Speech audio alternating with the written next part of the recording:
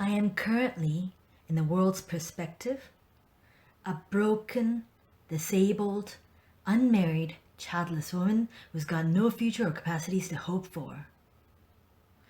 But I know I am created by Him who is love beyond measure, who has filled me with all these passions and interests, who saved me from death and hell to bring me close to His kingdom, and I will be flourishing beyond imaginations.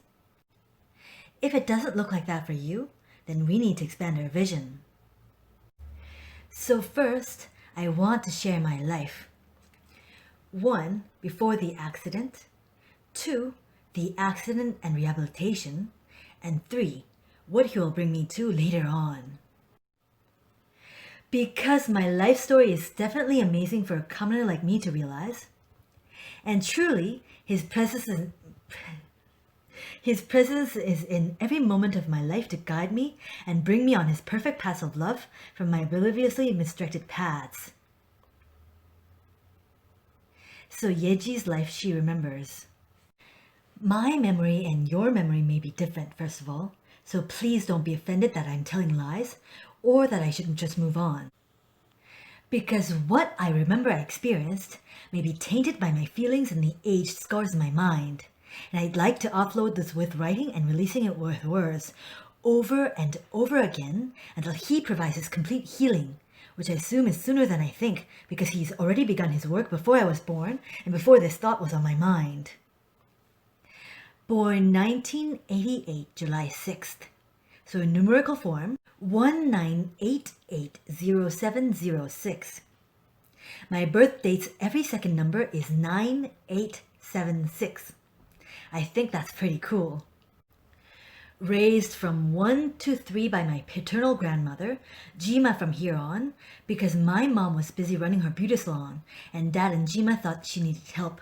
She was at the time only 24 years old, and since she was the second to last child among her siblings, and I was her first child, she was very much inexperienced and didn't understand childcare. But since Mom was really upset that her first child was taken away from her by force, and she was made to work, she was feeling taken advantage of. Well, first of all, Korea at the time did not have the concept of maternity leave. And this scar remained because when she was beating me up just a couple months ago, she said, "It's because I didn't get to discipline you at your young age." Which is extremely ridiculous, because I've been beaten severely by both my dad and mom since I've been back from Jima, alongside emotional abuse from watching mom and dad try to kill each other multiple times, vocally and physically. I do not remember a single day that was quiet. Though Dad told me he was on business trips 250 days a year, so there must have been. But all my memories are filled with the terrible moments, not to even mention blurtings about and purposeful trips to orphanages. But my parents did try their best to show us the world, because they took us to parks, conventional centers, fancy restaurants, and tried to raise us the best as they knew how. Because even though they knew not how to express their love, they still loved us, just not each other. Though this union must have started from and with love. This is where I think I need to learn and practice love, so I can really share the true love of Christ. So God, please open my eyes and wash away all the dirt in my eyes that blind me from seeing, in my ears that block them from hearing, and in my mind to block me from understanding your love.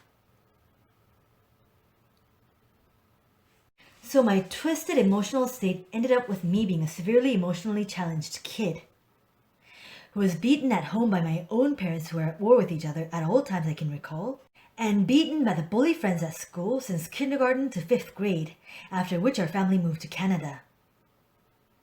Then continues my emotional trouble until the current moment. Even without understanding, I get into fights all the time in every situation.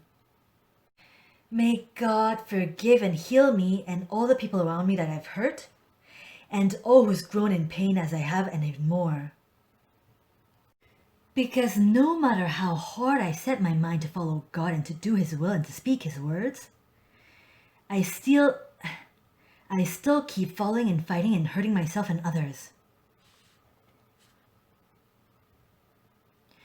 I just can't handle anyone around me. Lord, please, put your perfect control over my life, my thoughts and my lips to claim out your love and your love only. I do see, though, the small, slow changes in my personality and perspectives more inclining towards Him. The more I set my mind and am unwilling to give up on God, I am assured to meet Him who was and is to come. Amen.